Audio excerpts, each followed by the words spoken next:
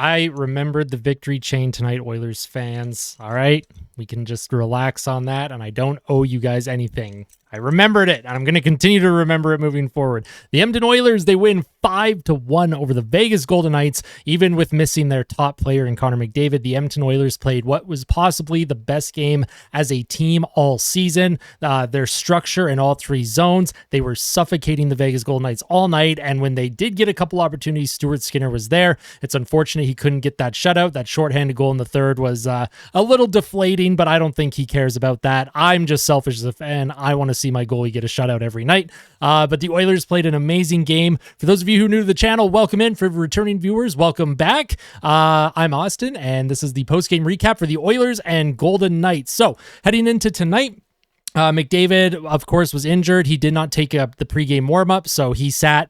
Sam Carrick drew back into the lineup for Derek Ryan, and Stuart Skinner got the start. And then over on Vegas' side, Adin Hill got his first start in 2 or 3 weeks, and that was surprising. I wasn't expecting him to be back and ready to go just yet. Adin Hill has kind of had the Oilers' number over the last couple of seasons, so it was nice that Edmonton was able to take advantage of their opportunities and get on him early. So first period, let's start there. Good first shift for the top line.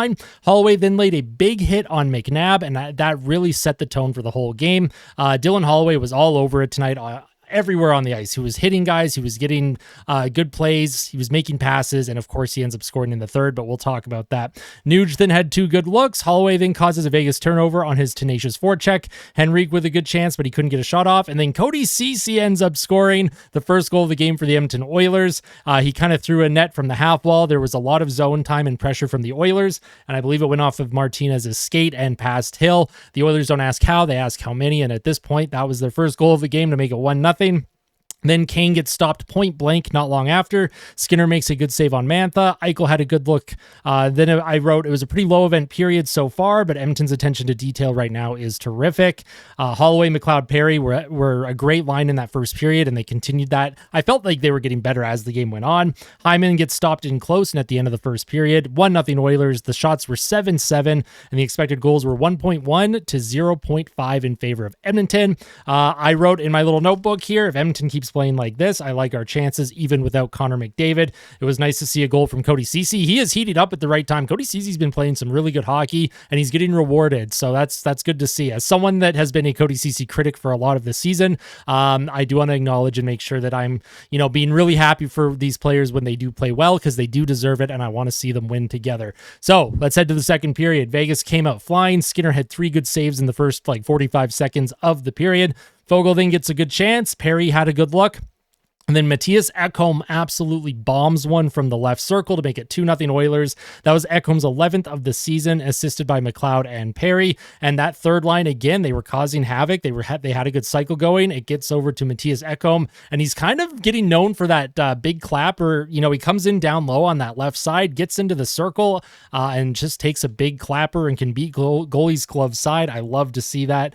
And then just 2:30 later, Zach Hyman makes it 3-0 Edmonton. It was nice work by the top line with Draisaitl. He worked it to Nuge, who had a shot. His rebound went in front to Zach Hyman, who of course is parked right in the top of the crease, and he buries it, and there's no goalie interference on this one. So 3-0 Edmonton at this point in the game. And then Hay gets stopped. Mantha with a really good chance, but Stuart Skinner with a really good save. And then the Oilers were really preventing Vegas from establishing any kind of offensive zone time. Nurse and Ekholm then get stopped by Hill. Bouchard has a bomb, but he can't beat the goaltender. And then the fourth line gets out there, starts buzzing, starts creating, cycling. There's a good chance in front, and the Oilers get their first power play. The fourth line draws the first power play of the game up to this point. And I liked that the refs were letting them play, and I liked that Edmonton was very disciplined tonight after what happened against Calgary with Evander Kane's lack of discipline with that slash at the end of the one whistle. It was nice to see the Oilers really pay attention to detail away from the puck, and none of them were getting caught in positions where you would have to hook or trip or that sort of thing. So Oilers with a late power play. Bouchard is stopped. Kane can't bury it in the crease at the end of 2. 3-0 Edmonton. Shots were 17-12 in favor of the Oilers. The expected goals 2.25 to 1.40 in favor of Edmonton. Vegas only 12 shots after 2 periods. The Oilers' attention to detail on the defensive side of the puck was absolutely incredible. 20 more minutes, and the Oilers have this thing locked up. Third period now, 31 seconds of power play time to start the period. Ryan Nugent-Hopkins is stopped in alone on a feed from Draisaitl. Nurse had a good defensive stick after the power play. He broke up a good Vegas rush.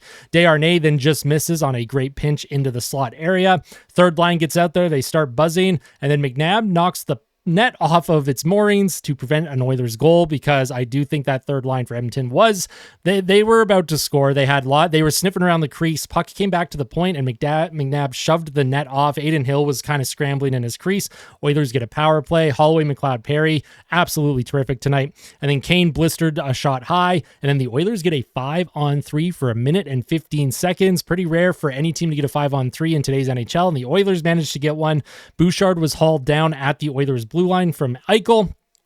And then Leon Draisaitl, they take care of business a couple seconds later. His one-timer goal, 4-0 Edmonton. Nice passing play from Hyman and Nuge. They still had a minute 30 left in their power play, but the second unit goes out. Ekholm dumps the puck in. The Oilers don't recover. Vegas comes back on the transition. Colasar gets in behind Ekholm and Darnell Nurse and puts one past Skinner on the glove side. And I would have loved to see the shutout. It sucks that it was a shorthanded goal, but the Oilers gave up pretty much nothing after that goal for Vegas. Dylan Holloway goes out there just a couple minutes later, scores on a wraparound. Adin Hill misplays a puck behind his net. Holloway comes in with speed from the left side, takes it from behind. Nice wraparound goal for Dylan Holloway. He deserves it. Makes it 5-1 Oilers.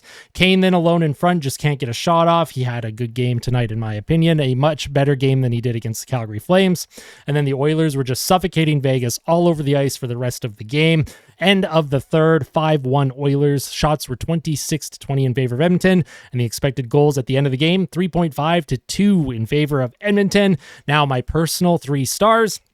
Third star, I had Ryan Nugent-Hopkins. He had 2 assists, 58.79 expected goals for percentage. And I thought Nugent-Hopkins, Draisaitl, and Zach Hyman, they were great on the power play. They were great at even strength. And it was nice to see those 3 combine for a couple goals tonight. 1 on the power play, 1 even strength. That was really, really key. And I'm glad that they played as good as they did without Connor McDavid kind of driving offense. So, and the depth came through. So second star, Ryan McLeod, he had 2 assists tonight, 60.66 expected goals for percentage. And my number 1 star was Dylan Hollywood Holloway. He had 1 goal. He was a +3 rating, and he had a team high 69 nice .19 expected goals for percentage. Individually, Dylan Holloway had an absolutely terrific game.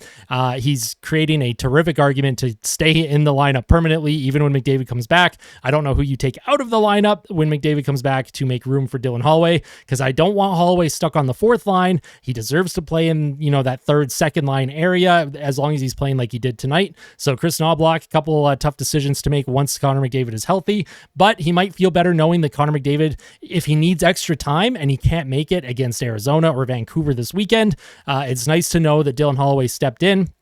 And there was lots of offense being created. The depth came through, and everyone as a unit, everyone worked together. They were bought in. That's just all over the ice. It was a terrific effort, top to bottom in this lineup. And the Oilers, with the win, they improved to 26-4-2 at home under Chris Knoblauch. So Chris Knoblauch, he had everyone ready to go. It felt like a playoff game early, just with how little space there was to work around the ice. And then the Oilers were able to open up Vegas, capitalize on opportunities, and then shut things down. I'm glad Edmonton did not bend or break at all after the shorthanded goal against. They didn't even really shell and turtle. They were still forcing plays. They were forcing Vegas to make plays and capitalizing on opportunities on transition. There was a late 2-on-1 with McLeod and Holloway. They just couldn't connect with each other. It would have been nice to see Holloway or McLeod score 1 too. So that would have been fun. Overall, it was a great game for the Edmonton Oilers. I have 0 complaints here, and we're looking good. Edmonton is now 3 points back of Vancouver, with a game in hand still, I believe, for first in the Pacific Division. Vancouver, as of this recording, is playing the Arizona Coyotes right now. So if we want first in the division, we need Arizona to win in regulation, and then we have to beat Arizona, and then we have to beat Vancouver in regulation on Saturday, which would be the second half of a back-to-back in Edmonton. So the race for first in the division, it's going to be very interesting depending what happens tonight. If Vancouver ends up winning tonight, they've pretty much got the division locked up, so I won't be too worried about it. But with the win tonight, I do believe Edmonton has secured home ice advantage in round one. So that's good to see. They cannot finish lower than second in the Pacific. So it's nice to have home ice for at least round one, take advantage of the crowd, take advantage of the last change. And considering how good Chris Knobloch and the team have played under Chris Knobloch at home since he took over, I am feeling very good about this. What did you all think of the game? What did you think of Dylan Holloway? What did you think of Stuart Skinner? What did you think of the top line? What do you think of Corey Perry? I didn't even mention Corey Perry much, but he had a really, really solid game tonight. And Adam Henrique, he had a quiet game. I thought that second line was quiet, but that's a good thing. They weren't really making mistakes, and I would rather a quiet game than a high event. There's just scoring chances all over the ice on both sides when they're out there.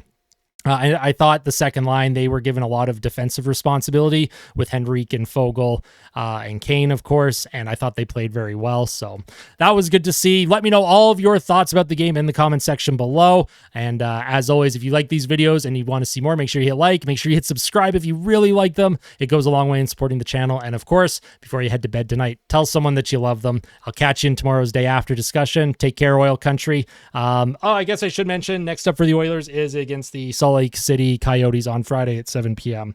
Sorry, I meant the Arizona Coyotes. Take care, Oil Country.